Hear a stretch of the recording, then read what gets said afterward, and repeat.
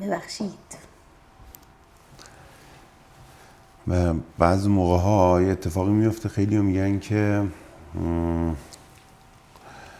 ما درک میکنیم قطعا نمیدونم، حتما هیچ کس مثلا آقایون نمیتونن حس شما رو درک بکنن که چه اتفاقی رخ داد و شما دانیال از دست دادید و گفتین تو اون مقطع از شما شکایت کردن خانواده‌اش به خاطر این. میخواستم بکنم به خاطر اینکه ما پرستار داشتیم، به خاطر اینکه معتقد بودن که اگر من بالا سر بچه بودم، خب خیلی مشکل داشتم با کار کردن من، با دانشگاه رفتن من، با تهران اومدن ما. خیلی زیاد خانواده عباس منش مشکل داشتن و البته خانواده منم مشکل داشتن. خانواده من هم، بابام همین تو همین چند وقت پیش میگفت کاش تو پسر بودیم و خیلی مشکل داشتن که چرا مثلا من الان 2 بچه دارم، الان ما پرستار داریم، چرا اومدیم تهران، چرا نشستیم زندگیمون رو بکنیم.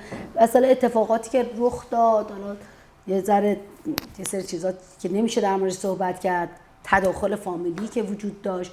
به خاطر همین خب خیلی عامل اصلی من کسی به خاطر فوت پسرم بهم تسلیت نگفت. هیچ کس؟ نه، چون منو مقصر میدونستن.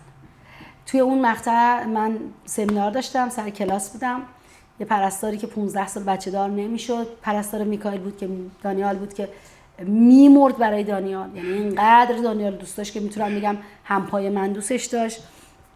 بعد عباس منش بندر عباس بود، اونم رفت برای همین کار بندر عباس، در واقع همین کلاس اینا بندر عباس. بعد خب من دانیال تحویل دادم به پرستارش.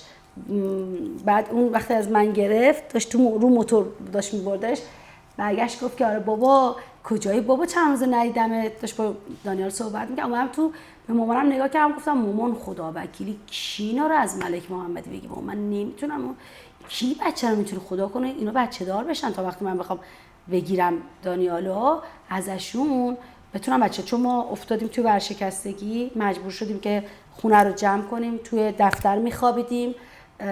قبلا که توی دفتر خونمون هم بود، بزرگ بود، اینجا یه دفتر خیلی کوچیک بود که 2 اتاق داشت. آقای قلیزاده و آقای بیات همه خاطرشون هست که ما توی اونجا میخوابیدیم. بچه خیلی کوچیک بود، 2 سالش بود، میکائیل پیش خودم بود ولی اون نمیتونست باشه، پرستار قوم بود و من هر روز میرفتم و میومدم این مسیرا. بعد گفتم مامان واقعا کی بگیره اینا رو از عبدالملکی، من باورم نمیشه، خیلی وابسته شده بهش.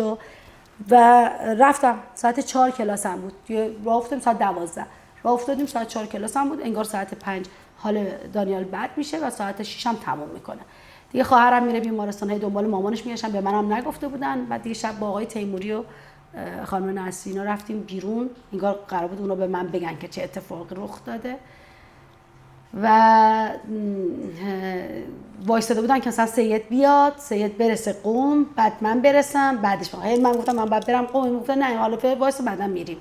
رفتیم شام. بعد من نمیدونستم که واقعا قیافه هاشون خیلی بد بود، باورم هم نمیشد که همچین اتفاقی خوده.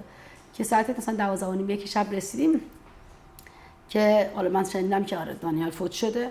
بعد که رفتیم بررسی کردیم داروهای اشتباهی که بهش داده بود پزشک، بعد میگفتن آره اگه مادر بالا سرش بود این اتفاق رخ نمیداد. حتی بابای من یک جا از من دفاع کرد، اونجایی که مامانش زنگ زده بود بعد نمیدونم داشت در واقع همین بچه‌مو کشتی، بچه نوه تو بچه من بوده دیگه. بابام بهش گفت که بچه خودش بوده، متکا گذاشته روش خفش کرده. بابای من کلا آدمی نیست که دفاع کنه، ولی فکر می‌کنم که اونجا حس کرد که بابا خب بچه اینه، شما چتونه.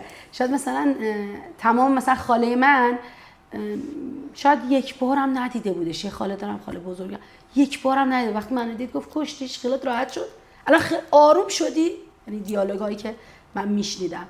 به فاصله 1 هفته 10 روز بعد عمه خود عباس منش بچهش به واسطه حمله قلبی فوت شده بود. همه به اون گفتن، بعد همه دیالوگا اینجوری بود که عمه زهرا واقعا مادر بود، مادری میکرد. ولی من چون که شاغل بودم، دانشگاه میرفتم، سر کار میرفتم، از نگاه اونا این بود که من مادری نمیکردم. اوکی هم هست، من میپذیرمشون، شاید تحت فشارهای روانی بودن. فقط اینجا بود که خب مثلا عباس منش اصلا نمیذاشت، هر کی میخواست حرف بزنه وای میساد، مقاومت میکرد. بعد ما بلافاصله رفتیم از تهران، یه 10 روزی کلا اونجا عباس منش پشت شما در اومدن، تقریبا همه جا پشت من در اومد، همه جا. یعنی آقای عباس منش اینجوری بود که هیچ وقت نبود که تو اینجور مواقع مثلا بگیم آره مثلا پشت خانواده، نه اصلا همیشه پشت من بود. تشکر بکنم از شما که اینقدر صادقین، یعنی همه چی رو از اون طرف گفتین، همه چی از این طرف هم آره. خوبا رو هم دارین میگین. خیلی ممنونم. حقیقت این بوده. اگه یه پیام شوکه کننده بخواین به ببخشید اگه من باعث شدم احساساتتون. نه تنها چیزیه که وقتی در مورد صحبت میکنم گاهن خب طبیعیه که بله برای ما سخته. من یک کلیپ دیدیم، یعنی یه وله رفتیم برگشتیم دیدیم. حالا سعید رحمانی شیطنت میکنه بعضی موقع دوربینا روشن میکنه. یه کات ما دادیم، داشتم سرمو گرفتم گفتم خانم تیمی من دیگه نمیتونم تحمل کنم، من نمیتونم، داغ کردم، گر گرفتم. حالا اینجا استودیو هم میخوره گرمم هست و به عنوان ببین آدما باید قضاوت کنن، شما باید قضاوت کنید که دارید میبینید، شما که مادر هستید باید قضاوت بکنید، شما که همسر و شمایی که زن هستید باید قضاوت بکنید که خانم تیموری چه دردهایی رو متحمل شدن، حالا خیانت، فوت بچه کوچیکشون و تو این مسیر هنوز همچنان موفق هستن و دارن حال خانم‌های ایرانی و حالا نه صرفا خانم‌های ایرانی، دارن خانواده ایرانی حالشون رو خوب میکنن.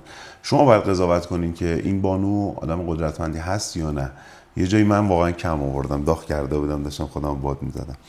اگه یه پیام شوکه کننده بخوایم به زنای ایرانی بدین اون چیه؟ چی میگین بهشون؟ بیدار شین، آگاه شید. آگاهی هر اتفاقی براتون رخ بده رو میتونید ازش موفق بیاین بیرون. آدما دوست دارن شما تو خواب باشید، آدما دوست دارن ضعیف باشید. خیلی مواقع خانواده ها به ناخواسته دوست دارن تو ضعیف باشی، دوست دارن تو جهل زندگی کنی. به من میگن که تو از بیماری آدما داری پول در میاری. من از جهل آدما پول در میارم. وقتی آگاه میشند دیگه واقعا بیمار نمیشن و وقتی بیمار نمیشن دیگه نیازی نیست که پیش من باشن. من همیشه اینو گفتم و بازم میگم، تو وقتی آگاه باشی دیگه نمیتونه هیچ چیزی اونقدر نابودت کنه که جسمت انقدر از پا بیفته. یعنی اگه یه روزی من به نوبه خودم مثلا منم دچار بیماری نادر و ناشناخته ایم، مثلا سرطان بگیرم، همون کارهایی رو میکنم که به بقیه گفتم درسته و احتمالاً تخطی کردم از مسیر که گفتم. یعنی ایمان دارم به این حرفی که میزنم. باید بیدار شن. وقت اون رسیده که قشنگ گفتین. من یه لحظه کوب کردم گفتم یا ابوالفضل گفتین من از جهل آدما استفاده میکنم، ولی ادامهشو گفتین که آگاهشون میکنم. آره دیگه، وقتی جاهل باشن بیمار میشن. بله. وقتی که به آگاهی برسن سلامت میشن. دیگه نیازی نیست که کاری بکنن. واقعا نیازی نیست. باید به آگاهی برسن که سالم باشن. بیماری در جهله و آدما دوستان خیلی از بیمار بودن ما پول در میارن.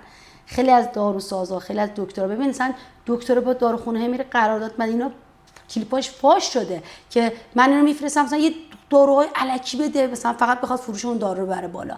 خیلی زیاد. یا مثلا کسی که نیاز به عمل نداره میبرنش زیر تیغ جراحی. شاید 90% من تخصصم پزشکی نیست ولی 99% نیاز به جراحی ندارن، ولی من مامانم الان بار 4 بهش گفتم بیا دیسکتو عمل کن و واقعیتش اینه که مامان من از همون اولم نیاز به جراحی نداشته.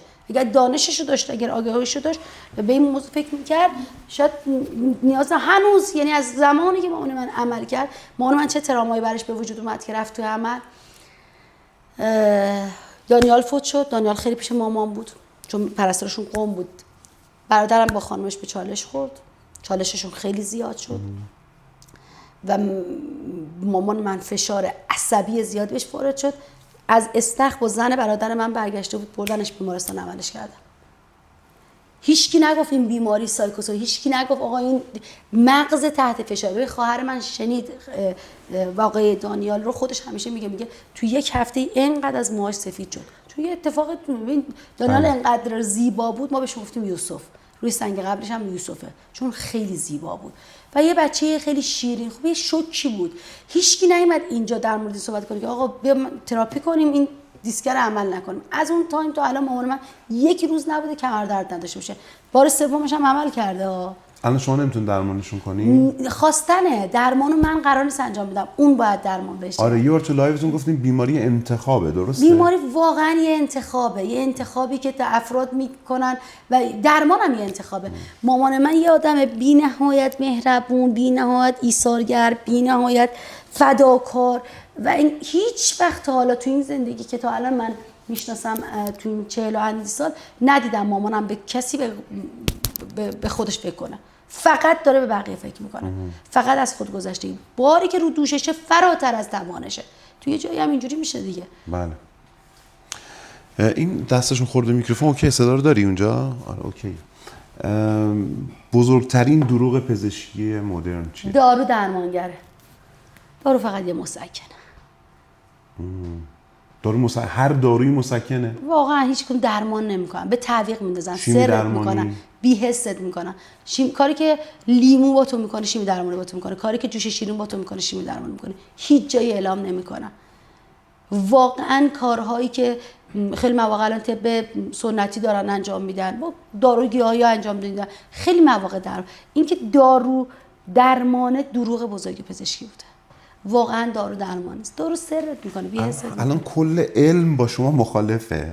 شما برای چی دارید؟ آره دیگه. ببین الان هم شما دارید یه جورایی خب بالاخره این طرف علم وایساده، علم پزشکی وایساده و شما نقطه مقابلش. علم دانشیه که هر 50 سال یه بار به روز میشه. من دانش انسان‌ها رو دارم صحبت می‌کنم. من در مورد روح دارم صحبت می‌کنم. یعنی این آپدیت اینه که شما دارید میگید، آپدیتی از قدیم بوده.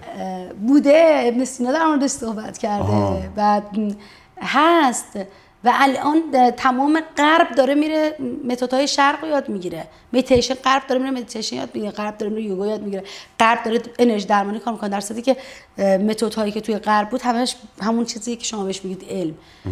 بله پزشکا خیلی مواقع لطف دارن، خیلی واقعا زحمت میکشن، ولی پزشکی که نخواد روح بیمارش رو دریافت بکنه، درکش بکنه، واقعا چون پزشکا مثل مکانیکا نگاه میکنن. یه مکانیک به ماشین، به پوستش و جلدش و نمیدونم بلبرنگ و لاستیک و اینا نگاه میکنن. ما ماشین نیستیم، ما روح داریم علاوه بر جسم. مطلق در مورد پزشکا دارید اینو میگید؟ پزشک‌هایی که اینجوری نگاه میکنن. پزشکایی که اینجوری نه مطلق. خب خیلی از پزشکا هستن که وقتی میری اونجا، ما یه پزشک داریم، پزشک خانوادگیمونه آقای امامی راد، توی چیزی هم که داشتم مال قومم هست، خیلی هم انسان معروفیه. زمانی که داشتم همون آزمایش کورتیزول انجام میدادم، ایشون هم با ایشون همکار داشتم، ایشون اومد دختر خواهر من میره تو مطب میگه خوب شدم. اولی که میرسه میگه چطوری زهرا سادات، خوبی؟ چه کار کردی؟ اصلا با روحش ارتباط میگه، اصلا دارو نده هم زهرا سادات خوب شده. مامان من وقتی میره پیشش خوب شده. مامان من اصلا ایشون پزشک عمومیه، ولی مامان من واسه همه دردش میگه برم پیش امام راد، باش صحبت میکنه، تراپیش میکنه، حرف میزنه، حالا 4 تا قرص دارو هم میده، چی رادی نداره. ببینید ما پزشکای بسیار مهربان و بسیار حاذقی داریم که میدونن روحو میشناسن، ولی خیلی هاشون واقعا این مدلن که فقط انسان رو جسم میبینن، انسان روحه. تا حالا تهدیدم شدین؟ خیلی. جدی؟ خیلی زیاد. یکی از تهدیدهای خفن رو بگیم مثلا براتون عجیب غریب بود. من تهدیدهای متفاوتی شدیم در مورد زدن پیجم، بردن خودم، نمیدونم. یعنی چی به دوزنتون؟ یه دیالوگی به من گفتن که وقتی که در مورد موضوع صحبت کردم، دیالوگ این بود که داشتم از اتاق میرفتم بیرون، گفتم راستی تو هم یه پسر داری دیگه، میکائیل بود اسمش. و من از اتاق اومدم بیرون. میکائیل رو تهدید کردم. فکر میکنم نقطه ضعفمه دیگه، میکائیل نقطه ضعف منه. آره تهدید که خب طبیعیه در مورد اینکه مثلا پیجمون رو میزنن، خودمون رو چیز میکنن، ولی اون خدایی که تا اینجا منو آورده از سال بعد هم میبره. آفرین، عالی. آفرین به این قدرتتون، به این پشتکارتون، به این ایمانتون به کار خودتون. و شما میگین که درد لازمه برای آدم، درسته؟ چرا؟ درد پیامه. آها. درد پیامه که تو قراره به سمت آگاهی بری. درد هیچ وقت هیچ دردی بی خودی نیست. یعنی آلارمه. یه آلارمه، یه پیامه که داره به تو میگه یه جایی داری اشتباه میری. درسته. و به نظر من درده که درک رو میسازه. درد نباید بیماری رو بسازه. آدما اشتباه میکنن که از دردشون بیمار میشن، به خاطر اینکه توجه نمیکنن. اینقدر توجه نمیکنن اون درد تبدیل به بیماری میشه. اگر به اون درد توجه کنه، اون درد برات درک میسازه. درد فوت دانیال برای من درک آگاهی ساخت که بیام زندگی بدون قرص و دارو رو اصلا تجربه کنم. من قبلش در مورد موفقیت صحبت می‌کردم، NLP، هیپنوتیزم، اینجوری.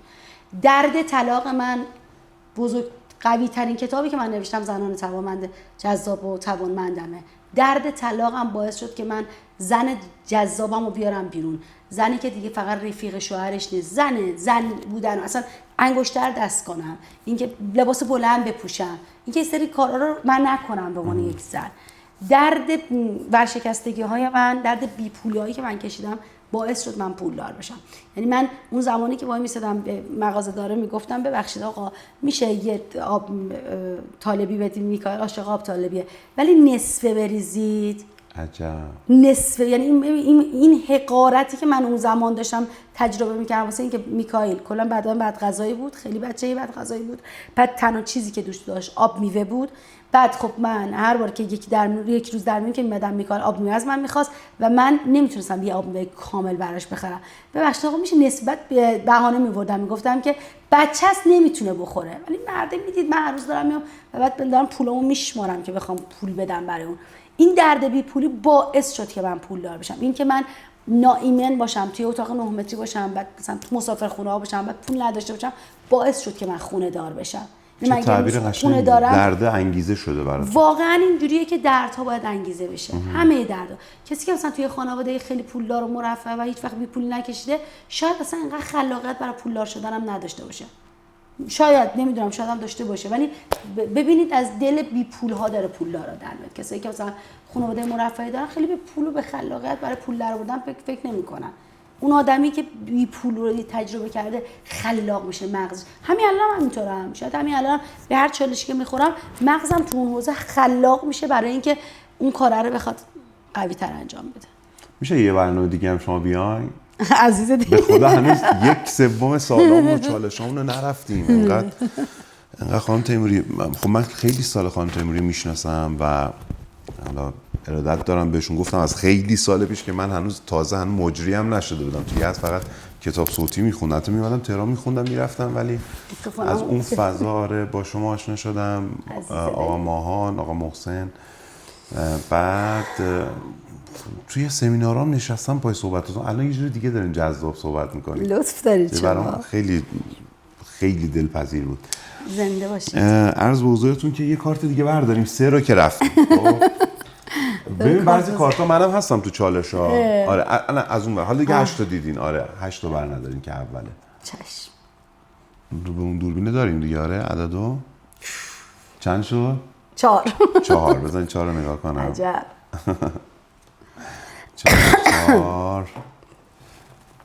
4 نقشه کور رو بازی کنم. نه 4 نقاشیه. منم باید این کارو بکنم. چقدر من تو این کار بی استعدادم.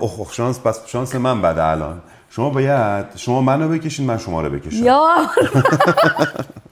من اصلا این کار استعداد ندارم. منو رد کنید از این خدمت شما. ماژیک هم خودتون دارم ولی استعداد نه. ماژیک هم خودتون انتخاب کنید. چجوری باید بکشمتون؟ شما رو باید بکشم. این ساعت شنیه رو برمیگردونیم. خب این ساعت شنیه رو من برمیگردونم اینجا. ساعت شنی من امروز رفتم اینقدر دنبال چیز گشتم، آینه خوشگل. ساعت شنی میگن، ساعت شنی شن توش نیست، همش رنگی فانتزی شده. ساعت شنی هم ساعت شنی قدیم. حالا در صورت این فیکس 1 دقیقه است. خب تو یکی قامت بکشم 2 بار برش میگردونیم، یعنی یه بار از این وری یه بار از اون. تو 2 دقیقه من فقط میتونم چش دو ابرو دماغ دهن. حالا یه جوری فکر فقط اینجوری اینجا من بکشیم. به خدا نمیتونم. بریم. خب اگه کم آوردیم یه دونه دیگه اضافه می‌کنیم. نقاشم باشی نمیتونیم. چرا میتونیم به خدا؟ این بعد این میشه چیزی که تو ذهنمه مثلا یه ستاره بکشم. نه ماه بکشم. نه صورتمو بکشیم. بریم 1 2 گفتی بار می‌کنی. شروع شد خانم. نگاه کنیم بکشیم. وا چقدر اینا خوبه این ماژیکه. به خدا من دایره‌تون هم نمی‌دونم. تو تدوین موزیک بذاری اینا زیرش. بچه لطفاً نقاشی من نشون ندید باشه؟ اصلاً بعد امتیاز داریم ببینیم کی اول میشه. شما هنوز یه دقیقه تموم نشده. دماغتون رو خوشگل بکشن خانم تیموری. فقط یه نفر میگفت برید عمل کنیم که دوست دارم جراح زیباییه. عمل میکنین واقعا؟ نه اصلا. یا اول فز خدا کنه خوب در بیاد. زیبایی دوست ندارم. وای بچه خدای کمکم کن. خانم تو ناراحت نشین اگه من اینو نشونتون دادم. به قرآن ناراحت نشین. شما ناراحت نشید. من قول میدم ناراحت نشم. خب هیچ کدوم نقاش نیستیم ما. کار سختی ها آقای. میخوام زاویه برای چونتون بذارم. این ور. خب میخوام تو 2 دقیقه بس بشه. این زمان جوونیاتونه کشیدم. واو خیلی بد شد. کاش نمیکشیدم. شما دارین چیز میکشین؟ من فقط صورتتون رو کشیدم. اوکی هنوز وقت داریم. من چی نمیکشم، من فقط دارم خط میزنم. یه بابراس افتادم. من عاشق بابراس بودم. جدی برای همین گفتم. بعد دوستش داشتم. من یه زمان رنگ روغن کار میکردم. نگاهتون کنم. نگاه نکن نقاش. چقدر خوب شد اینه رو چی کشیدم ببینید.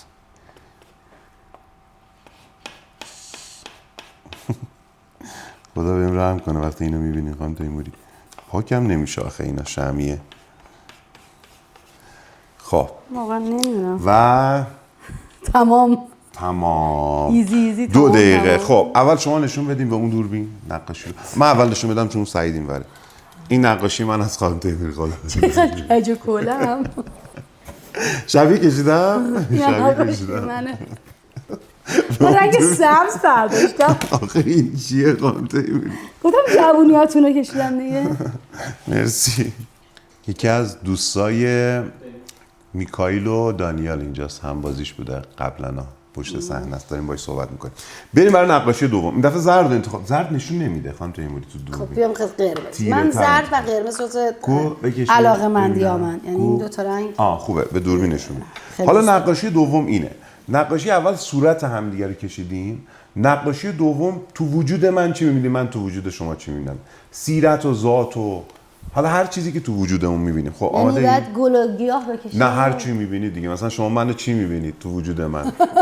عمیق نگاه کن. صورت نیست. یعنی یه شبیه چی می‌بینه؟ به من راهنمایی کن. چی ببینم تو؟ نه خودتون بچه راهنمایی نکنید. بریم. خب 1 2 3 2 دقیقه وقت داریم. بریم. کار سختیه. کشیدن این سخته.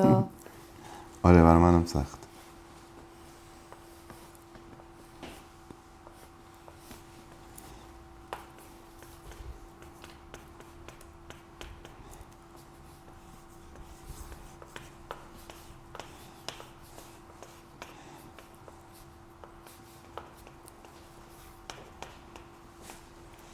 هنوز 1 دقیقه نشده. وقت داریم. نه نگاه نکنی. خانم تیموری تقلبی نداریم. اینجوری میشه چند تا چیزم ببینی؟ آره میشه.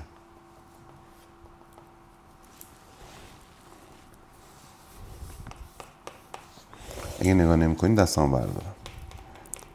نه نمیبینم چی دارید. موبایلتون رو به روبه. آره اونو گذاشتم شما نبینی. خب رفتیم بخش دوم. دیگه چی میبینم؟ من واقعا همینو میبینم. من نقاشیم تموم شد.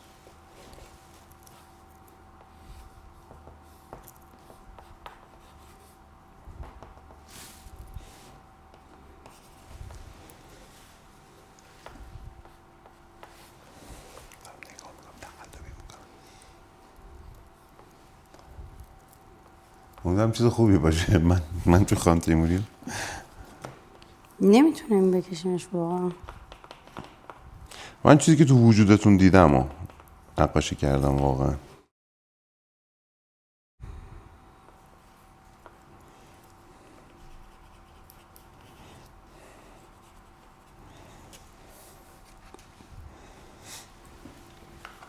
وقتم تموم شد. The end. شما نشون بدین. خب چیه؟ دایناسور. گربه است خانم تیموری. آره میخواست گربه باشه. جدی؟ یه گربه ملوس که در واقع وجود داره. یعنی یه گربه تومنده‌ای، گربه ملوس. آره شخصیتی که خیلی مواقع میتونه تنازی و ملوسی داشته باشه. آره آفرین درست. و یه عالمه پرنده که در حال هجرتن، یعنی یه رشد چیز، یه تغییری که حالا من شاید اینجوری پرنده ها وقتی از یه جای دیگه اونجا آره کوچ میکنن، یعنی از یک جایی دیگه به دردشون نمیخوره، آب و هوای اونجا موقعیت اونجا کوچ میکنن. یه پرنده نیست، یک دسته پرنده. و کوه که توی وجودتون من میبینم استواری و مقاومت در مقابل اتفاقات و هر چی که هست و یه لایه مهربونی شما دارید. من اون رو تفسیرم اینه که یه گل روز قشنگ که میتونید عشق ببرزید، عشق بدید، عشق بگیرید و اینها. چیزای بعدی که در وجودتون میبینم اما نکشید. اما نباید چیزای بعد همدیگه رو بگید. قشنگ. خیلی خوب تعبیر قشنگ. کاش منم همینطوری کشیده بودم. ولی من ببینید من خانم تیموری رو همیشه واقعا تو نگاه من خانم تیموری مثل یه ققنوس، یعنی یه پرنده قدرتمند که داره پرواز میکنه به سمت نور. عزیزم. و این ذهنتونم شلوغ کشیدم. آره من واقعا تالش فال قهوه بگیرم از با دوستان میشین بعد یه عالمه اینو بهم نگن که چرا اینقدر ذهنت شلوغه. نمیدونم چی توشه. من واقعا یه پرنده سیمرغ مثلا به سمت نور و میخواستم طرفدارانتون رو بکشم. بعد از نظر اینکه چون حالا توی استیج میرم فن بیانی نمیخواستم طرفدارانتون پشتتون بکشم، جلو هم که نمیشد، ولی طرفدارانتونم کسایی که واقعا روشون تاثیر گذاشتن، حالشون خوب کردین توی این نقاشی من ببینید. خیلی ممنون. از نقاشیمو بدین، گربه‌مو بدین. گربه ملوسم. خب بریم سراغ یه چالش دیگه. حتما ما رو تو یوتیوب دنبال کنید دوستان عزیز، همچنین در اینستاگرام و احتمالاً کلیپ های ما رو تو اینستاگرام میبینید. ناگفته های کاراکتر جذابمون خانم معصومه تیموری که واقعا خانم تیموری توی کات به خانم تیموری گفتم اصلا یه جور دیگه خانم تیموری دیگر رو امروز من دیدم و خیلی خوشحالم از اینکه امروز با شما گفتگو میکنم. باز هم تشکر میکنم از اینکه گفتگوی منو قبول کردیم، من افتخار دادیم و در این کاراکتر به عنوان یک کاراکتر جذاب شما حضور داشتید. سپاسگزارم. از کاراکترهای خیلی زیادی صحبت شد تو این برنامه که حالا خیلیاشون طولانی‌تر، مثل خانواده تیموری، مثل آقای عباس منش، حتی کسی که همسرشونن الان. ما واقعا برای این عزیزان اگه صحبتی دارن حق دفاع میذاریم و قطعا صحبتاشون رو انعکاس میدیم از اونی که در موردش صحبت کردن. حالا بریم سراغ خانم تیموری. کاراکتر آقای عباس منش همسر ندارن و الان با یه خانمی هستند. آره. ازدواج نکردن. خب در موردش صحبت نمی‌کنیم. اصلا هنوز باورای نه فکر کنم هیچ جایی هم نگفته که همسرشونه. همیشه میگه. چون اصلا اعتقاد به اینکه مجددا ازدواج کنه نداشت. فکر کنم هنوزم نداره. بسیار خوب. خیلی ممنونم. زیاد اظهار نظر نمی‌کنیم چون منم با آقای عباس منش ارادت دارم، طرفدار خاص خودشون دارن و ایشون هم یک آدم تاثیرگذار هستن مثل شما. یک نفر استاد خوبی میتونه باشه ولی پدر خوبی الزاما نمیتونه باشه، با هم تضاد نیست. یا مثلا همسر خوبی نمیتونه باشه ولی دوست خیلی خوبی میتونه باشه. اتفاقا به نظر من ایشون در حوزه خودش، در بیزینس خودش، در کسب و کار خودش به عنوان تاثیرگذارترین فردیه که من خودم قبولش دارم.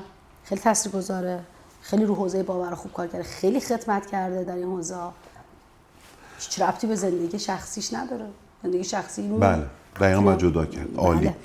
خانم تیموری چون همه چیزا امروز گفتین، من یه بارم دبی بودیم با میکائیل، خب خیلی صحبت کردم. من خیلی میکائیل رو دوست دارم، به شدت باهوش، تالنت مطلق و در آینده خیلی حرف از میکائیل خواهید شنید. این لحظه رو و این کاراکتر رو یادتون باشه. در مورد میکائیل عباس منش در آینده خیلی حرف خواهید شنید.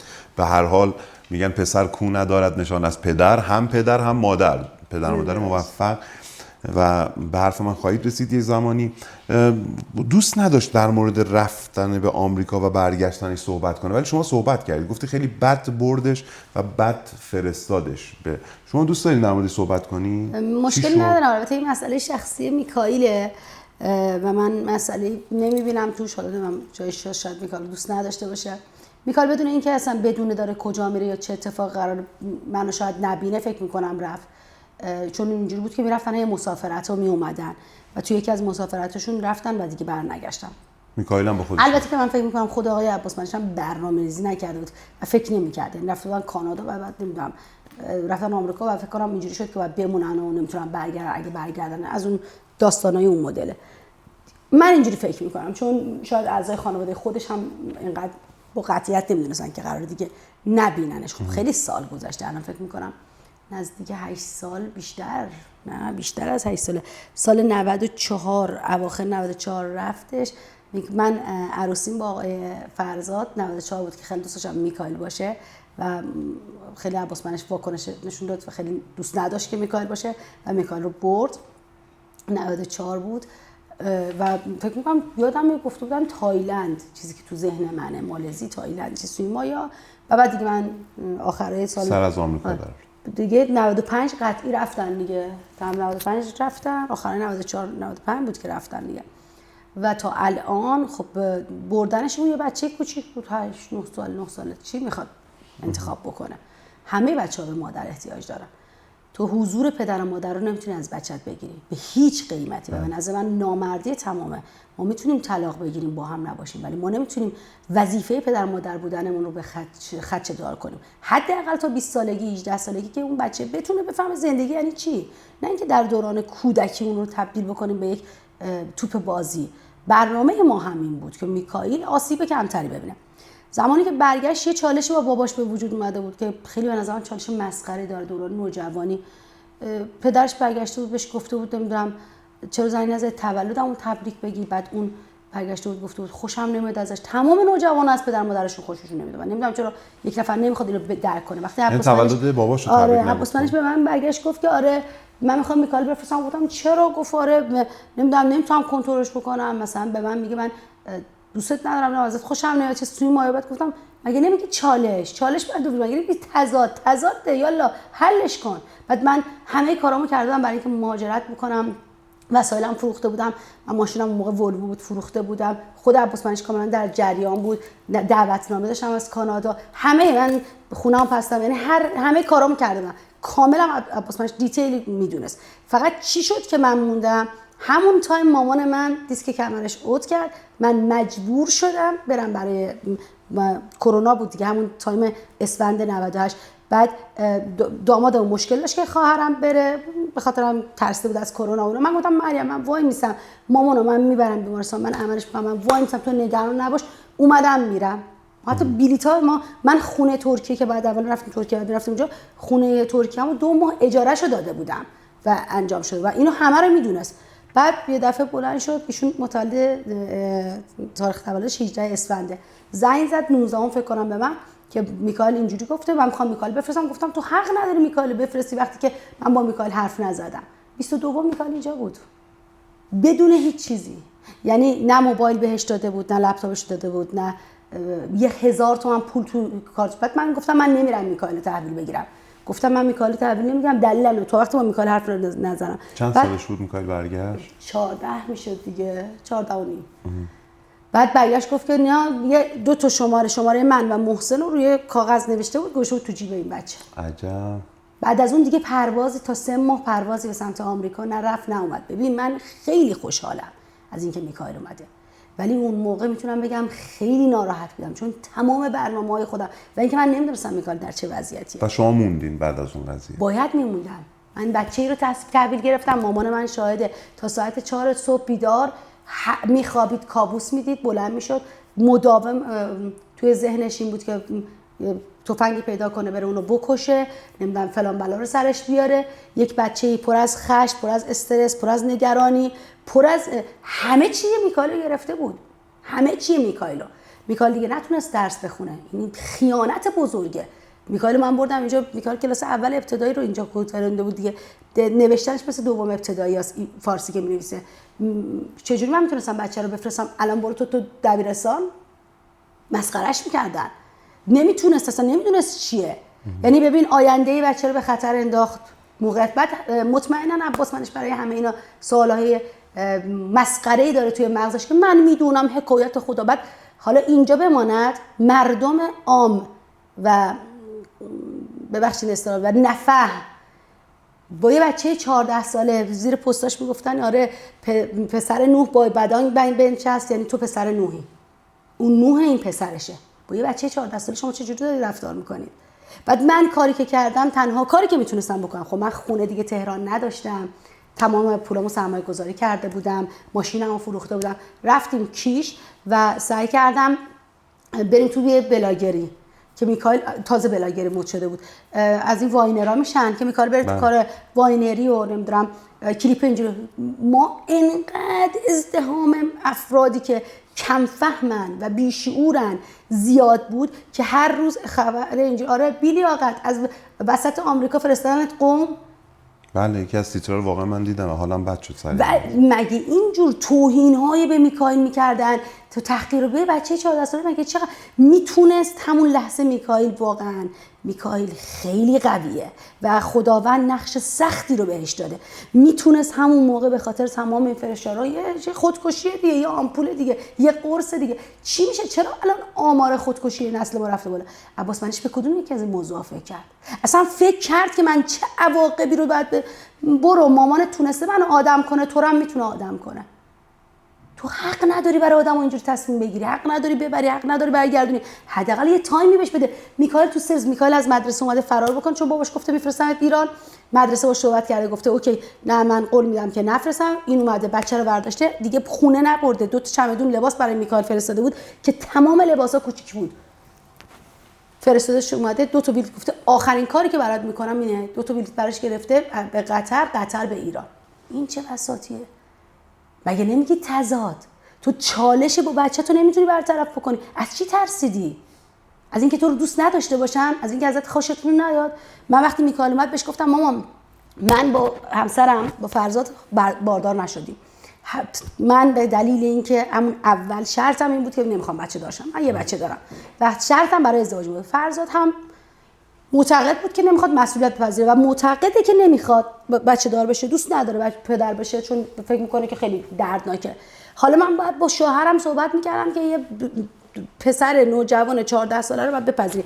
من تو مرز طلاق رفتم و دیالوگ من به فرزادی بود که تو رو میتونم طلاق بدم، بچه‌مو نه. و وقتی که ما نگاه میکنیم خودخواهی، یا مگه میشه غیر از این؟ تو چی کار کرده با یه بچه؟ بعد خب میکائیل پر از خشم، پر از عصبانیت، پر از ناراحتی، همه بعد اوج عباس منش هم بود دیگه. همه وقت میرسم خوش به حال چه بابایی داری. واقعا بچه‌های ما آسیب میبینن، بچه تمام سلبریتی ها. من که حالا خودم سلبریتی نیستم ولی بچه‌هایی که تاوان والدینشون میدن، چون مثلا دختر آقای پاکزاده چون پانیز لو رفت اینجاست. پانیز داره گریه میکنه بک استیج و چون تمام این افت و خیزا رو دیده، پانیز لمس کرده و الان بابای خودش هم توی کانادا داره زندگی میکنه. درود به آقا فرشید عزیزم. و خانم تیموری داره گریه میکنه ولی انقدر قدرتمند و مسلط داره صحبت میکنه. اینا رو دوست دارم خانم‌ها یاد بگیرن بیشتر، خانمایی که میگن نمیشه.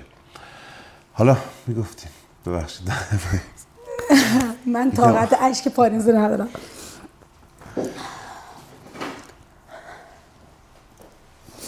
مرسی پانیز.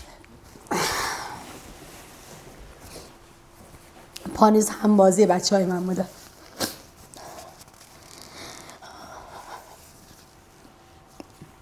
کجا بودیم؟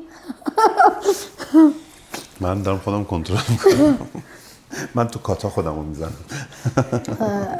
واقعا بچه‌های ما اذیت میشن. بچه‌هایی که مامان باباهاشون معروفن بعد تاوان بدن که چرا طلاق گرفتن یا جواب پس بدن. بعد ما آدم‌هایی هستیم که ظاهر امر اینه که خب من به عنوان یک استاد خوبیم ولی الزاما مادر خوبی نمیتونم باشم. من وقتی میکائیل اومد بهش گفتم مامان من وقتی رفتم فرودگاه فیلمشو داریم فرزاد گرفته، من نمیدونستم من با کی روبرو میشم. من حتی قیافه بچه‌مو نمیدونستم من چه شکلیه.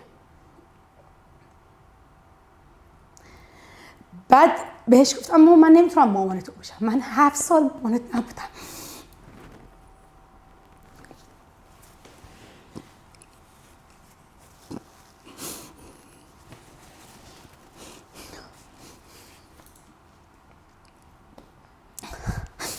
من فقط میتونم رفیقت باشم.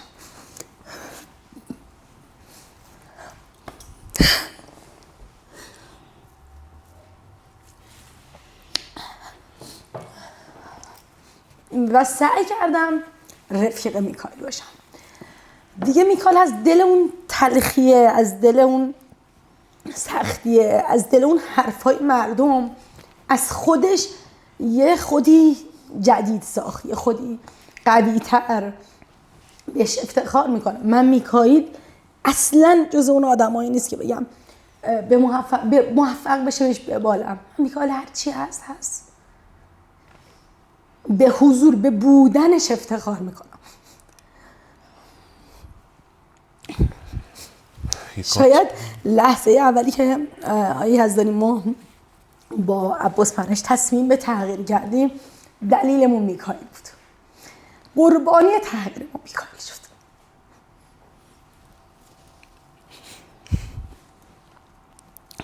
گریه پانیزا دیدم احساساتی شدم و ما هم احساساتی شدیم. برگشتیم، خیلی سخت بود، یه لحظات احساسی رو گذروندیم که شما ندیدید. حالا بخشش رو شما دیدید، بخشش شما ندیدید پشت صحنه. میخوام بگم که آدمایی که هرچی از ذهنتون میگذره به زبونتون میارید مراقب باشید. دقیقاً حرف زدن مثل یک کارد، تیغ موکتبریه، نمیدونم تیغ جراحیه. ممکنه بزنی یکی رو ناکار بکنی، شاید هم بعضی موقع مثل یک جراح بزنی یکی نجات بدی، اما اون کسی که شفا میده جراح تو نیستی. قطعا حواست به حرف زدنت باشه. ببین در مورد آدم وقتی حرف میزنی قضاوت میکنی ممکنه این سایه تا آخر عمر روی سرش باشه. ممکنم هست که حرف تو یه جوری باشه که یک زندگی رو تموم کنه. واقعا آدم با هم فرق خسرو شکیبایی فکر کنم جمله‌اشی که میگه حرف ها مثل گلوله ها میمونه که بله. خور خارج میشه و آدم واقعا به هم دیگه رحم کنیم. حرفا بیشتر از گلوله آدم مراقب روح هم دیگه باشیم. واقعا مخصوصا به بچه هامون، به نوجوان هامون رحم کنیم با قضاوت هامون، با تنش هایی که به وجود میارن. شاید خیلی مواقع اونا نمیخواستن که مثلا مامان باباشون دیده بشن و بعد اونا مورد قضاوت بشن و همیشه زیر سایه پدر و مادرشون باشن. من اینو خیلی دیدم و شاید سخت‌ترین قسمت زندگی من حتی از فوت دانیال سخت‌تر این قسمت هایی بود که آزار و آسیب میکائیل میدیدم. بله. من یه پستم گذاشتم توی پیجم که یه داستان واقعیه که بچه میگه که کتلت میخوام، شب میگه کتلت میخوام، باباش میگه برو هم دوزاری، نمیدونم خیلی هم کار میکنی، صبح تا شب میخوری کتلت میخوای، و فرداش به خاطر یه کتلت یه پسر خودکشی کرد. حتی پدر مادرایی که دارید میبینید خیلی به حواستون به رفتارتون، به حرف زدنتون باشه. حرف زدن ها، اینکه مداوم به آدم ها حس بی‌ارزشی میدیم.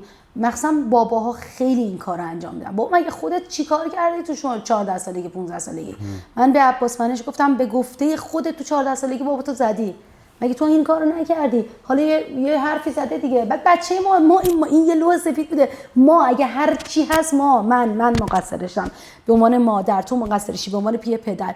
من خیلی واقعا اینو دیدم. مامان بابا به جای اینکه به بچه‌هاشون عشق بدن، تعریف کنن، تمجید کنن، عیبا رو میگن، ایرادا رو میگن، مثلا مداوم تحقیر میکنن و میگن بچه با من کنار نمیاد، بچه با من حال نمیکنه. آقا ما چیکار داریم میکنیم با روحشون؟ اصلا نمیخواد موفق بشه. من واقعا دیدم آدمایی که به زور میخواد موفق، نمیخواد پولدار بشه، نمیخواد قوی بشه. متاسفانه میکائیل یا بچه‌های شبیه میکائیل توی خانواده موفقی به دنیا اومدن، بزرگ شدن. مثلا میکائیل میخواد خودش رو مثلا با ماهان مقایسه کنه. خب اشتباهه، ولی من باعثش نبودم آدم‌های اطراف مداوم بهش گفتن آره ببین چه شکلیه، ببین مثلا داعش مهان تیموری اصلا چه ربطی داره، هویت فردیه. بله، اون فرد رو بگی. بله. مثلا شاید میکائیل نخواد دیده بشه، البته که میکائیل خودش جزو آدماییه که مثلا خب توانمند، احتمالاً اونم دوست داره مشهور بشه، معروف بشه، پولدار بشه، ولی شاید خیلی مواقع خاصه خودش نبوده، اجبار اجتماع بوده، یا نمیدونم تحقیرایی که میکنیم، نمیدونم برچسب گذاریایی که میکنیم، تو مثل بابات اینجوری، مثل مامانت اونجوری. نه واقعا هر کسی انفرادی من مثل خودشه. از کسایی که دارن این برنامه رو میبینن خواهش میکنم دست از این قضاوتاشون بردارن. شاید واقعا پیام این زندگی من اینه که آقا دست از سر بچه‌هاتون بردارید. آره واقعا. بعد قابل توجه کسایی که میگن خانم تیموری زرد صحبت میکنه، کاملا علمی و روانشناسیشون دارن صحبت میکنن. خیلی ازتون ممنونم. یه کارت دیگه بردارید، یه چالش قشنگ دیگه بریم. دوباره نقاشی بکشیم. بریم این ماشینا. از اون ور ماشین از من شماره 5 گرفتین؟ سعید اینو گرفت شماره 5. یه بار میشه عوضش بکنم این باشه؟ به خدا میشه. خب یک نشون بدی به دوربین. احساس کنم بامزه از هواپیماست. یک از اون ور هواپیماست، این ور شمارهش یکه. آره خب متشکرم. من یکو بذارم اون طرف. چالش یکمون کاراکتر منتخب شماست. خب شما اون طرف رو نگاه میکنید، بالای اون دوربین بله. چند تا عکس میاد بالا بله. تو اون مانیتور که شما باید انتخاب بکنید. نه تو میخوای بری پانیز؟ نه این چالش جذاب تو هم باش. به اونجا آقای دکتر هلت، آقای دکتر آزمندیان. قطعا آقای هلت. دکتر هلت، آقای شاهین فرهنگ. آقای هلت. آقای دکتر هلت، آقای دکتر معظمی. بازم آقای هلت. آقای دکتر هلت، آقای دکتر انوشه. آقای هلت. آقای دکتر هلت، آقای ارشیانفر. 100% هلت. چرا؟ خب بریم یه خورده با جوونا. یه ذره این گذاشتن این عکس‌ها به نظرم درست نیست. مثلا آقای ارشیانفر نباید تو این گرید قرار بگیره از نظر من، به خاطر اینکه آقای ارشیانفر کلا مثلا 4-5 ساله، آقای هلت، آقای آزمندیان، آقای فرهنگ، آقای انوشه، آقای معظمی جز پیشکسوت‌ها هستن. وقتی آقای ارشیانفر رو میای میذارید یه ذره بازی رو حالا ما جوون‌تر هم داریم تازه. آره. جوونای مستعدم آوردیم تو این بازی. ولی من بعد از آقای هلت اگه بخوام انتخاب بکنم آقای معظمیه و بعدش آقای انوشه. خب هلت ولی به خاطر اینکه واقعاً همیشه مثبته، همیشه انرژی خوب میده، همیشه قدرت میده. من یادم یه مصاحبه‌ای رو اومدن از من کردن همون موقع که اومده بودیم با عباس منش، بعد ما رو خراب کرده بودن. بعد آقای هلت هم آقای آزمندیان اومدن نظرشون دادن. آقای هلت گفته بود که ما دیگه سنمون رفته بالا، داریم پیر میشیم، چه خوبه که این جوونا بیان و من به وجودشون افتخار میکنم. اتفاقا برای من دیالوگاشو یادمه، اینقدر برام جالب، من تا حالا این رو ندیده بودم اون موقع. این موضوع که دارم میگم مثلا یه سال بود ما اومدیم تهران، سال 86، یه سالم شاید نشده بود. و آقای آزمندیان گفته بود که آره خوبه بیان فقط خوب کار کنن اوکیه. ولی آقای هلت انگیزاننده گفته بود که همونجوری که دیالوگش این بود، همونجوری که معلم تاریخ زیاد باید باشه، من دوست دارم افرادی مثل ما که بخواد به آدما انگیزه باشه بده زیاد باشه. کی گفته ایرادی داره؟ خیلی هم خوبه. من خدا رو شکر میکنم که داره جامعه به این سمت میره. کار ما به تنهایی سخته. میدونی یه جورایی انگار با کلامش قدرتمندانه به من، حداقل به من مسیر رو داد. عالی. خب آقای دکتر هلت، رنه سینانی. آقای هلت. آقای دکتر هلت، ژان بوغوسیان. ژان بوغوسیان خب توی دانش خودش خیلی خوبه، ولی من اگه بخوام انتخاب کنم آقای هلته. آقای بوغوسیان بی‌نظیرن. دانش خوبی، خیلی خوبی داره. آقای دکتر هلت، آقای مرتضی جاوید. آقای هلت. آقای مرتضی جاوید دوستمه، رفیقمه، با هم مسافرت میای، الان حتما میبینه. واقعا من خیلی دوستش دارم، ولی خب مثلا چرا مثلا تو چه حوزه‌ای؟ نه اصلا حوزه نه، فقط انتخاب کنی. آقای دکتر هلت داره مرتضی جاوید خیلی دوستش دارم، خیلی زیاد. داره بازی قشنگ‌تر میشه. آقای دکتر هلت، آقای استاد علی قلی‌زاده. اون که رفیقه. آقای قلی‌زاده دیگه رفیقه، قطعا قلی‌زاده. خیلی رفیقه. آقای علی قلی‌زاده، دکتر احمد روستا. آقای قلی‌زاده. واقعا؟ بله. آقای علی قلی زاده، پروفسور صاحبی. آخه از چه نظر؟ اصلا مثلا فقط باید صاحبی- انتخاب کنی. صاحبی مثلا تو حوزه خودش بی‌نظیره، اصلا باید فوق‌العاده انتخاب است. کنین هر کدوم که من عزیزتر. قلیزاده رو انتخاب عزیزتر خب قطعا قلیزاده تا آخر قلیزاده. آقای علی قلی زاده. نگو فرشید وایساد که جمع میشه. یعنی بگی فرشید وایساد. نه هنوز هر دو نرسیدیم. هم. هنوز نرسیدیم. آقای علی قلی زاده، خانم افسانه سلیمی. آقای قلیزاده. آقای علی قلی زاده، آقای بهنام بستان. وای چه چالش سختی. وای بهنام بستان. ببخشید علی. علی ببخشید. بهنام بستان خب جایگاه استادی داره برام، جایگاه رفاقت داره، نمیدونم. ولی خب واقعا علی قلیزاده نمیدونم، خیلی سخته. دقیقاً این آره ویس ما خیلی سخته این بخشش. خب آقای بهنام بستان، آقای فرشید پاکزاد.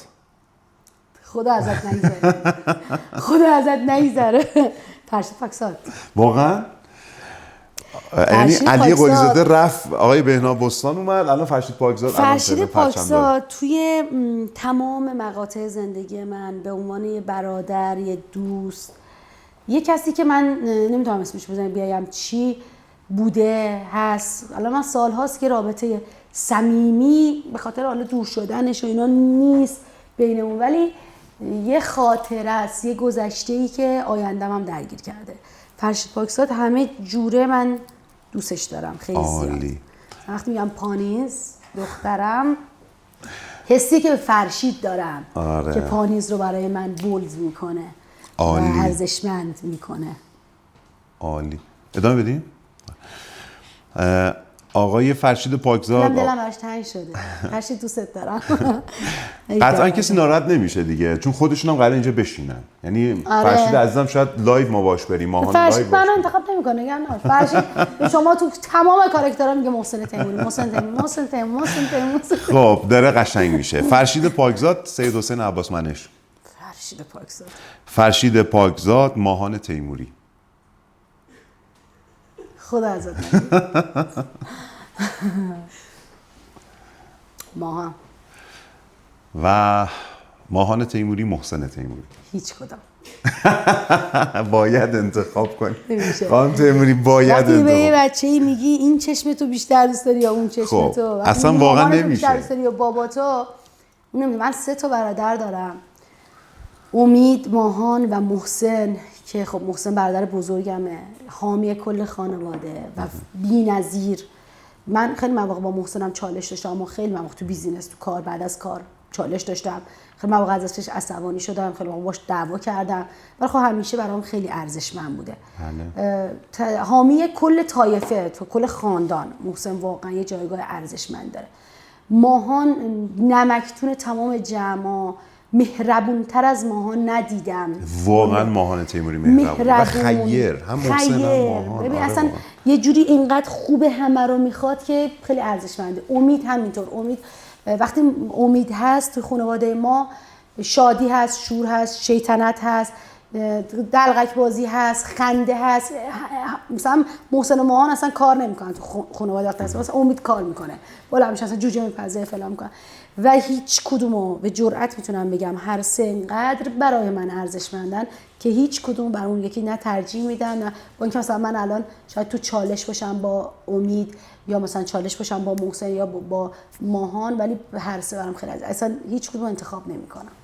حالا نمیذارم. ببین این بازیه که همه جای دنیا هست، خب، و اصلا نمیشه که 2 نفر انتخاب بشن و الان فیناله. خب حالا اگر مثلا بخوایم یه خورده تغییر بدیم، مثلا از نظر کسفت، از نظر تجربه یه خورده قشنگش کنیم که وقت فکر نکنیم مثلا 2 تا برادر رو گذاشتیم توی صنف آموزش، مثلا بخوایم بگیم کدوم انتخاب میکنیم، بالاخره باید یه نفر الان انتخاب بشه. همه جای دنیا این بازیه هست. نمیکنم انتخاب. بازی دنیا، زنجیره بازی دنیا رو خراب نکنید. خانم تیموری یه دونه رو بگید. اگه بخوام مثلا به نمیدونم، واقعا خیلی کار سختیه، ولی محسن تیموری. برای مثلا حالا دارید میگید بیزینس، مثلا نمیدونم سیاست مداری فلان اینا، فکر میکنم قطعا محسن. خیلی متشکرم پانی جان، اونا رو بی زحمت. خانم تیموری ما قبلا اشتباه عکس، البته من نمیدونستم، عکس بچگی میکائیل رو پخش کردیم. الان دانیال رو ببینیم. نه عکس درست رو پیدا کنیم، عکس دانیال. خب چون من نمیدونستم بچگی میکائیل و دانیال رو، و واقعا هم طور که گفتین دانیال خیلی بله خوشگله. خب این جز اولین سمینارهای من توی تهران، سالن کپکانیان سال 86. من اینجا رفتم روی استیج و سخنرانی خیلی خوبی رو داشتم و خیلی معلومه که خیلی خوشحالم. اولین سخنرانی شما بوده پس این عکس قشنگی؟ اولین نه، ولی جز اولین ها، ها. چون ما اولین سمینارامون اصلا چیز نبود، فیلم برداری نداشتیم. ماشاءالله لا حول ولا قوة الا بالله العلی العظیم. خانم تو امری فرق نکردین اصلا ماشاءالله. جوان‌تر شدم که همین میگن خوشگل‌تر شدم. آره واقعا. میکاپ و بی‌حجابی و اینا بی‌تاثیر. نه واقعا زاره بالاخره از نظر فیس و پوست و اینا ماشاءالله جوون موندید. خب این جزء توراییه که میرفتیم با بچه‌ها می‌بردیم. ما اون زمان اولین نفری بودیم که توی تهران تور می‌بردیم با اتوبوس. 3 روز مثلا بردیم کمپ‌های آموزشی اینجوری می‌ذاشتیم. بعد دانیاله، اینم میکائیلمه. این دانیاله بینندگان عزیز. اونم میکائیلمه. میکائیل 3 سال و نیم بود من اومدم تهران. دانیال تازه متولد شد، یعنی من هنوز جای بخیهام خوب نشده بود که به من مجوز سخنرانی دادن و خیلی نوزاد اینجا الان بزرگ شده، الان 1 سالشه و من پشت استیج میرفتم شیر بهش میدادم، میمدم جلو استیج برنامه رو اجرا میکردم و این بعد این 2 تا کار با هم انجام میدادم و خیلی خیلی خیلی خیلی خیلی من جوونیام پرشور و حرارت بودم، خسته نمیشدم. این قسمت رو میذارم تو پیجم فقط برای بچهای کلاس خودم، یعنی اونایی که آقایون تازه، خانم‌ها که هیچی، واقعا هم خانه دارن، چند تا شغل دارن، هم بچه داری میکنن، هم اینو فقط برای شما میذارم. سخنرانی میکردین پشت صحنه دانیال شیر میدادین، دوباره میمدین روی استیج. عوضش بعد میکردم شیرش میدادم، بعد دوباره میمدم روی استیج و ادامه میدادم. جلسات مثلا 2 ساعت بود، توی 2 ساعت آنتراک که میشد عوضش میکردم، تو 2 ساعت بعد یه بار شیرویه ما یه موزیکی داشتیم اون موقع دوست دارم زندگی بود. اون موزیک رو پخش می‌کردیم. الان من تو سمینار پخش میکنم.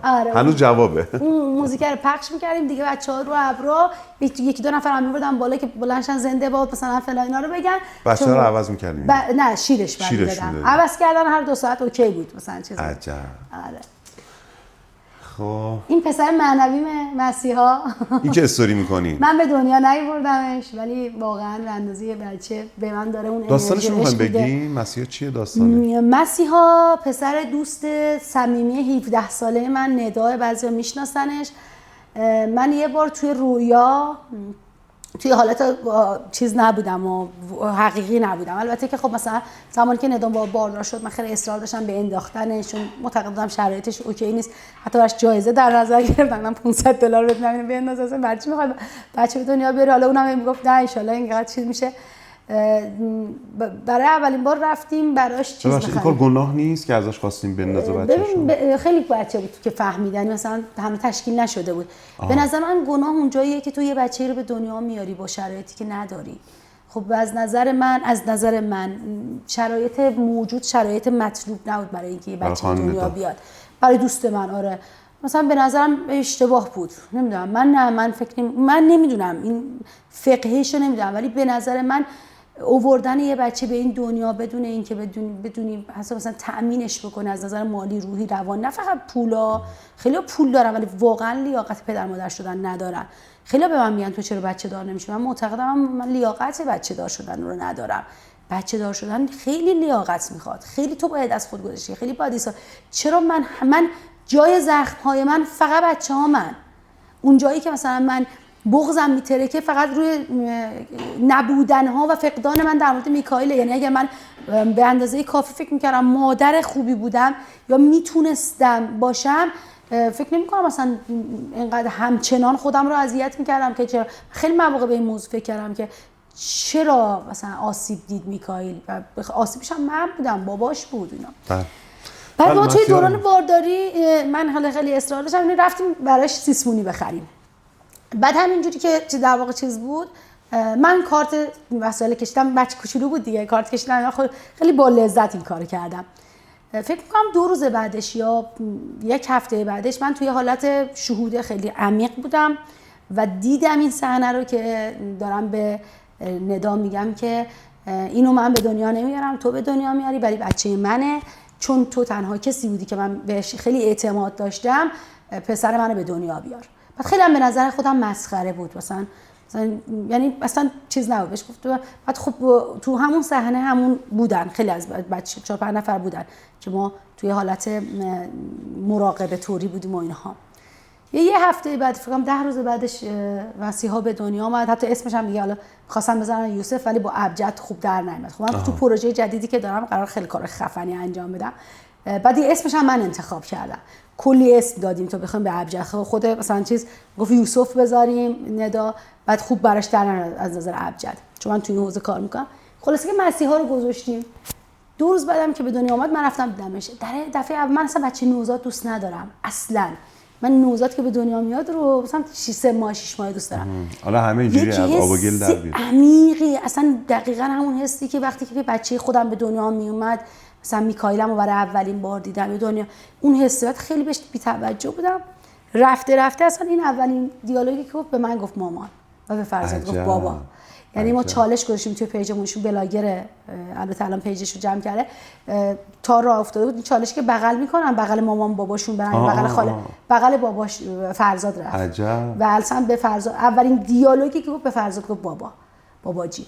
و از نظر من اینا همش چیزا حالا میاد بعضی وقت هست 2-3 روز پیشمون میمونه، یه هفته پیشمون میمونه، ما میریم اونجا خیلی هم بهمون وابسته است، ولی واقعا داره برای من نیاز روحانی مادر بودنم رو به شیوه صحیح‌تری کامل میکنه. یه پرستارم داره که مامانشه. مامانش میگه نه ادا به من میگه ما معصوم. یعنی معصوم خیلی سخت داره نداه. بخاطر همین این روزها شیرینی زندگیمه واقعا. بازم عکس داریم نداریم. نه همین بود. متشکرم. شما این میکائیله. آره این زمانی که دیگه صحبتش هم شد. من اینجا کلاسای NLP رو با قطار می اومدم تهران ساعت 2 قطارمون حرکت میکرد، صبح میرسیم اینجا، صبح کلاسای NLP معدلی بود میمدم، بعد ظهر بعد با ماشین برمیگشتم اینجا. اون عکس اون در واقع از بندرعباس میمدیم تهران، از تهران برمیگشتم، هنوز نیومدم، هنوز خودم مدرس نشده بودم، میمدم کلاسای NLP. عالی.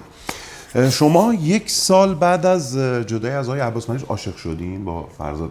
شما عاشق شدین؟ عاشق شدم. 8 ماه بعد. اشکال نداره راستش بگین. به فرزاد نشون نمیدیم فیلم. با افتخار بله عاشق شدم. 8 ماه بعد البته از سمت ایشون بود پیشنهاد، کلا علاقه ابراز علاقه و اینها. ولی ابراز علاقه من شنیدم همه سمیناراتون رو می اومده. آره یعنی همه شهرها می اومد فرزاد. رفسنجان اول از رفسنجان شروع شد که ما تو کلاسشون برنامه داشتیم، بعد شروع کرد به کرمان اومدن، بعد شیراز اومد، بعد اصفهان اومد، بعد مخازن. واقعا 8 ماه بعد در واقع آشنا شدیم. من به عنوان شاگرد، فرزاد شاگرد من بود، اومد توی کلاسام، ولی اومد اونجا نفوذی شد. 10 ماه بعد خب رابطه ذره عمیق‌تر شد و ابراز علاقه کرد و پیشنهاد ازدواج داد. البته که من اصرار داشتم که من مثلا نمیخوام ازدواج کنم، من دوست پسر هیچ وقت نداشتم، میخوام دوست پسر داشته باشم و ایشون گفتم من فقط ازدواج، من کارامو کردم فقط ازدواج. شانستون هم نزد، می‌خواستین دوست پسر داشته باشین، از این ازدواج به اون ازدواج. کسی هم که اومد کیس ازدواج اصلا نمیخواستم، فکر می‌کردم که خب دلیلی برای ازدواج مجدد ندارم، برای چی بخوام. البته که من خیلی خانواده رو دوست دارم و اصلا فرمتم این شکلیه که شوهر رو دوست دارم، یعنی اصلا اینجوری نیستم که بگم آدم گفتی از 10 سالگی شوهری بودی. شوهر دوست داشتم. رویام ازش شوهر کردم. فرزاد به شدت پسر نازنین، هنرمند، خواننده، خوش صدا و کارش خیلی درسته. خب خدا رو شکر. بله واقعا خدا هدیه به من داده فرزاد. از نظر خودم نمیدونم آخر عاقبت زندگیمون به کجا میرسه، شاید مثلا ما 6 ماه بعد، 1 سال بعد، 6 سال بعد جدا شیم. نه خدا نکنه. نه بالاخره مسیر زندگی زناشویی. بعد میگم یا تو اینو گفتی اونجا. فرزاد هدیه خدا به من بوده تو روزهایی که من خیلی بهم سخت داشت میگذشت. خداوند فرزاد رو آورد که من زندگیمو پیدا کنم، خودم رو پیدا کنم، عشق رو بفهمم، اینکه یه نفر دوستت داشته باشه واقعی یعنی چی، اینکه یه نفر برات زمان بذاره. مثلا من بعد از فرزاد متوجه این موضوع شدم که آره زن بودن یعنی که اجسام سنگین رو بلند نکن. بعد از فرزاد فهمیدم که خرید خونه با مرده. بعد از فرزاد فهمیدم که من 2 بار زایمان کردم، 1 بار عباس منش تو هیچ کدوم از زایمان‌های من یا مثلا بعدش مثلا مریض بالاخره زنه دیگه زایمان میکنه نبود، ولی حضور فرزند به من نشون داد که زن بودن اینه که یه تایمایی تو استراحت کن آقا، تو 1 ماه این 4 روز این 5 روز رو اصلا بخواب، هیچ کاری نکن. زن بودن رو به من شاید یاد داد و به من هدیه داد که من خودم رو ببینم، بیشتر دوست داشته باشم و اینکه یه نفر دوستت داره حاضر چه کاری بکنه، چقدر میتونه دوستت داشته باشه و به خاطر تو زندگی کنه. من اینو تجربه نکردم. من همیشه دوست داشتنی رو تجربه کرده بودم که اگه به میل من رفتار کنی دوستت دارم، اگه منو واقعا دوست داری بذار من روابط داشته باشم، اگه منو واقعا دوست داری جمع کن بریم مسافرت، اگه منو واقعا، و من همیشه در حال این بودم که اثبات کنم تو رو دوست دارم، من تو رو دوست دارم که هستم. ولی در مورد حضور فرزاد اینجوری بود که من فهمیدم که من باید خودم رو خیلی دوست داشته باشم. عالی. خیلی از سوالای من خانم تیمور خودتون در خلال صحبتاتون جواب دادین که من سوال نپرسیدم. این همه آموزش دیدین، سالها تجربه دارین توی آموزش دادن، حتی این همه سال مدرس هستین، کدوم حرف از کدوم مدرس به جانتون یه جوری نشسته که همیشه میگید، یعنی یه امضا شده براتون که زیاد صحبتش می‌کنید؟ من بیشترین فردی که توی زندگی کاریم و بیزنسی و تدریسم تاثیرگذار بوده تا به امروز آقای بستانن. آقای بهنام بستان. اولین نفر، آخرین نفر، نفر وسط. یعنی من خب خیلی استادای مختلفی رو رفتم، کلاس‌های کتاب از آنتون رابینز رفتم، نیک وویچ رفتم، خارجی، ایرانی، من با همه اینا کلاس‌های مختلف باشم. ولی توی تدریس من یا مثلا الگویی که من به آقای بستان همیشه میگم استاد. مثلا فکر کنم معدود نفریه که من استاد صداش میزنم، چون توی دانش شناختی به من یاد داد فلسفه، به من یاد داد عرفان، به من یاد داد معنویت، به من یاد داد مولانا، به من خیلی چیزها یاد داد. شاید خودش ندونه یا البته که میدونه من همیشه این ارادت رو دارم، ولی یکی از نفرات تاثیرگذار توی حوزه دانش من بوده و به نظر من جزء دانشمندترین اساتیده که میتونم بگم دانشمند واقعا و اطلاعات بی‌نظیره. آقای بستان در حقش اجحاف شده. آقای بستان خب اونجوری که مردم باید بشناسنش نشناختنش، ولی اطلاعاتش بی‌نظیره، حضورش. آره، من یه گفتگوی موفق با آقای بستان داشتم، البته در قالب برنامه کاراکتر نبود، یه گفتگوی 2 نفره بود و خیلی خوب بود. آقای بستان خیلی با دانش، خیلی بعد یه جاهایی هم خیلی عرق داره با آموزششون و سر ناآگاهی آدم‌ها هرس می‌خوره. هم دوره آقای آزمندیان و آقای مثلا هلتن، شاید بکنم شاید حتی قبل از اینا نمیدونم، ولی جزء پیشکسوتان هستن توی این حوزه. میگم شاید خیلی آدم‌ها نشناسنش، مثلا آقای هلت همه میشناسن، آقای آزمندیان همه میشناسن، مثلا فرهنگو همه میشناسنش، ولی آقای بستان رو شاید مثلا نشناسن و از نظر من بی‌نظیرش. یه کار خفن از آقای بهنام بستان، نظریه پرداز، بله واقعا با سواد و مؤلف، و یه کار خفن از آقای بهنام بستان در همین حد بهتون بگم که ایشون از دوربین مدار بسته یه عالمه آدمو از تو دوربین مدار بسته نشستن، تو دوربین مانیتور نگاه کردن و آدما رو هیپنوتیزم کردن. یه رکورد عجیب غریب کنم تو دنیا این اتفاق هنوز نیفتاده که آقای بهنام بستان این کار انجام دادن. کاراکتر ما خیلی اسم داشتیم، یعنی اسم برنامه با شخصیت بود، یعنی گفتگو با شخصیت‌های مختلف نمیچرخه. آره، ولی خب گفتن حالا مثلا کلمه بار رو خیلی استفاده کردن، شما استفاده نکنین و اینا. توی اتاق فکر یه 7-8-10 نفره هم نسل زد داشتیم. اسم قشنگه. پانیس خیلی به ما کمک کرد که بخش بعدی هنوز تو برنامه بعدی قرار ازش از میکائیل، خیلی میکائیل بود تو جلسمون، میکائیل عباس‌خانش بود، تو رسیدیم به کاراکتر. خیلی بچه خیلی خلاقیه. آره واقعا خیلی، اصلا ایده‌هاش هم خیلی خوبه. آره ایده‌اش خیلی خوبه. اجرا کردنش سخته ها، ولی خب ایده‌اش خوبه.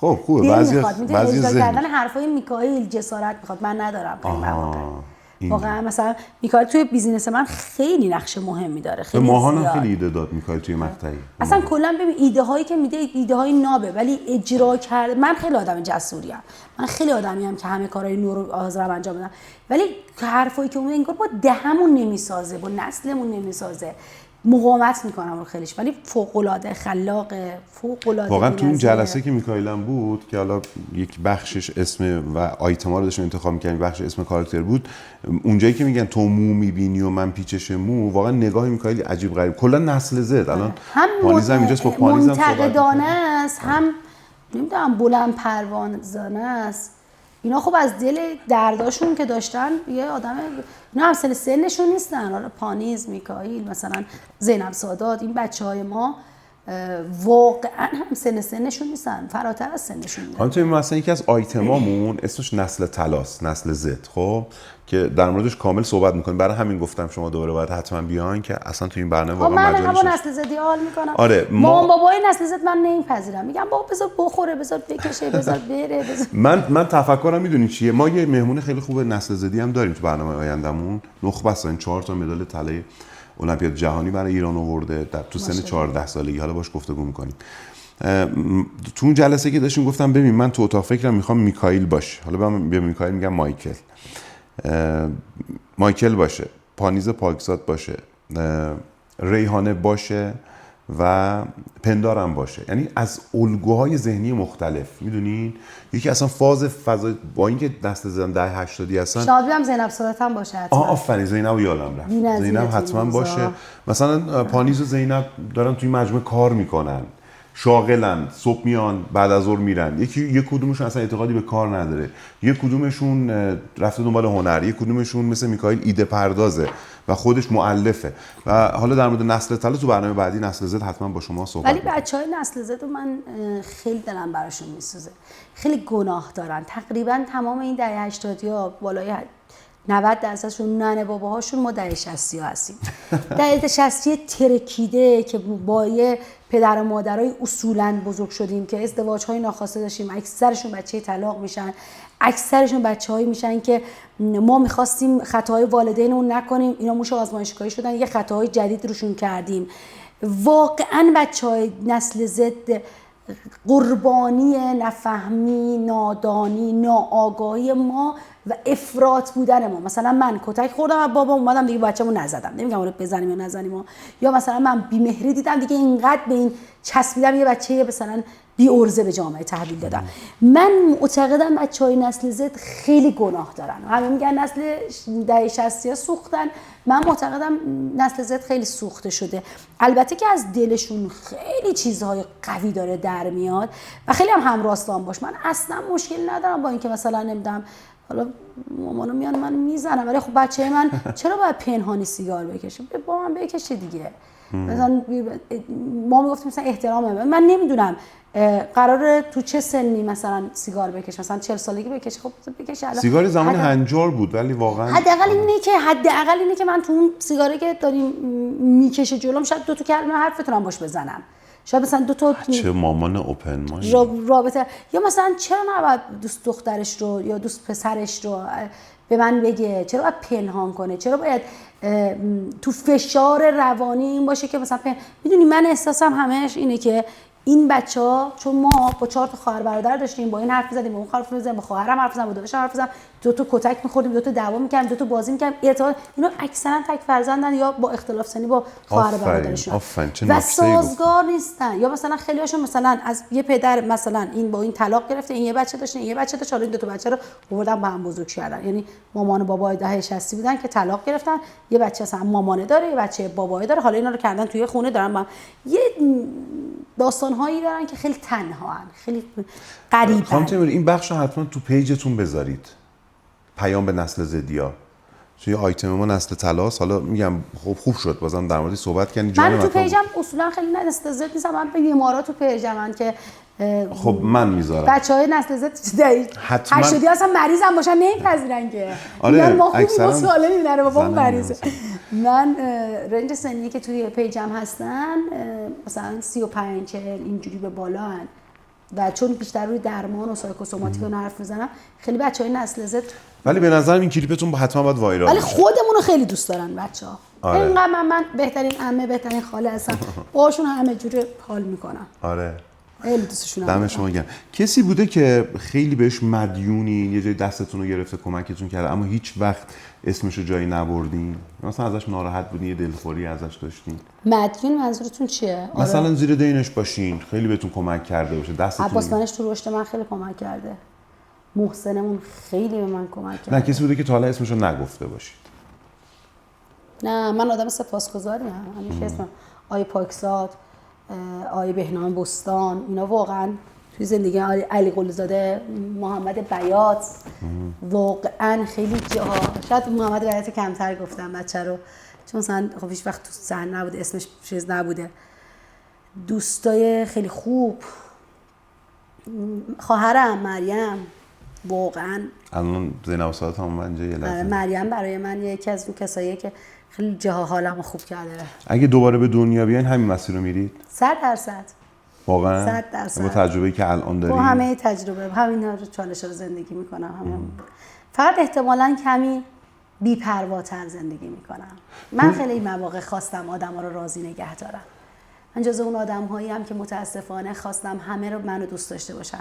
احتمالاً دیگه برام مهم نیست آدمو دوستم داشته باشن. این که الان تو مرز 40 سالگی به این موضوع قضاوت آدما براتون که اگر دوستم نداشته باشن چیزی رو من همیشه خواستم برای اینکه دوستم داشته باشن خیلی کارا براشون بکنم. چه نکته‌ای گفت. نمیتونستم نبگم به خاطر اینکه دوستم داشته باشن، مطیع باشن، به خاطر اینکه دوستم داشته باشن و منو بپذیرن، یه سری کارهایی که برای من نبوده، میل من نبوده انجام دادم. احتمالاً اینو دیگه برام مهم نیست که دوستم نداره. دوستم تاش میشن طور نمیشه. یکی از موردام که من می‌خواستم بهتون بگم این که خیلی تند صحبت میکنه، هیجانی صحبت میکنه. اصولا روانشناسا خیلی متین، آروم. خب من زخما رو شفا میدم.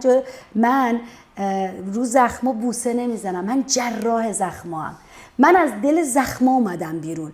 من نمیتونم وقتی که یه مسئله هست نمیتونم با آرامش صحبت کنم و مثلا طمأنینه در کلامم باشه. من دارم به طرف میگم ببین تو درد تو بفهم. من جای زخم‌ها رو بوسه نمیزنم. از کسی خاصی تقلید کردین اینجوری صحبت کردین یا نه کلا تو ذهنتون تو ناخودآگاه؟ تقلید سخنرانی من از آقای آنتونی رابینز بود از روزای اول.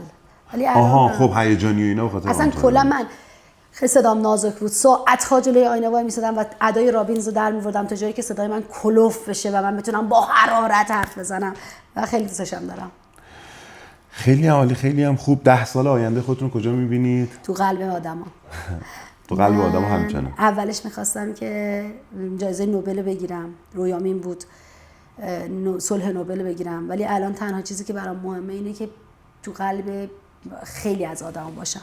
اگه دیگه یه روز بگن نمیتونی سخنرانی کنی، مثلا پیج داشته باشین، خیلی غمگین میشم، ولی من کار خودمو کردم. من الان هزاران نفر مدرس PSF دارم. من بعد از من خیلی اومدن در مورد بیماری سایکوسوماتیک صحبت کردن و احتمالاً آدم‌ها حرفای من انتقال میدن.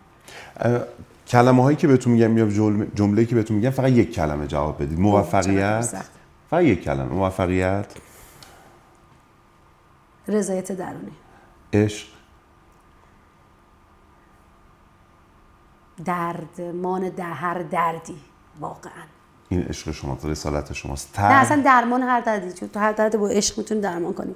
آخ بعضی برعکسشو میگن، عشق میگن درد داره. نه خب عشق صحیح. ترس.